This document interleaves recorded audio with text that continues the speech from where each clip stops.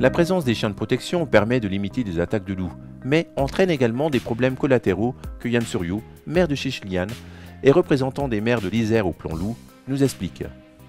Nous avons des meutes de 15 chiens.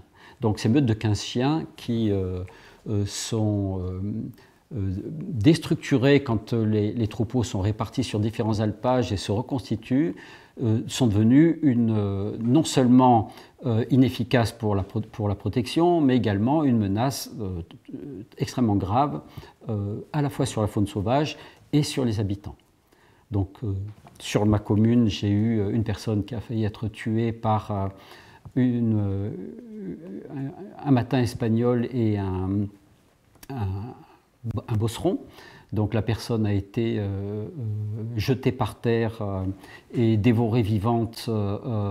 Elle a failli y passer. L'année dernière, un accompagnateur montagne est venu ici pour vérifier son parcours pour emmener des touristes. Il a un frère éleveur, il connaît très bien les chiens, il sait parfaitement se tenir avec ses chiens de troupeau. Et quand il est arrivé, il s'est fait attaquer par 5 patous et un berger d'Anatolie. Donc lui aussi a fait une expérience de mort imminente. Il s'en est sorti de justesse et il a promis qu'il ne reviendrait plus jamais dans le Vercors et qu'il n'emmènerait plus personne.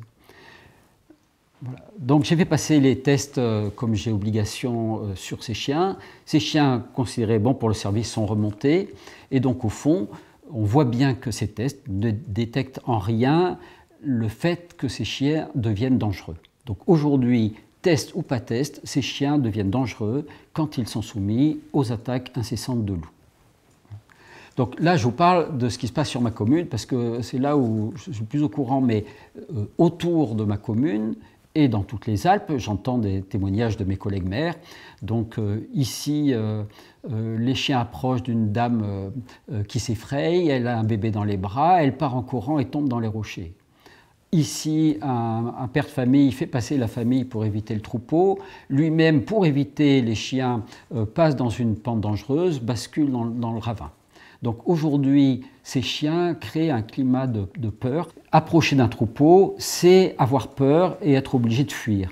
Donc on a perverti complètement un espace de liberté pour en faire un danger. Et ceci est fait sciemment avec l'appui des pouvoirs publics. Pour nous, c'est un scandale d'État.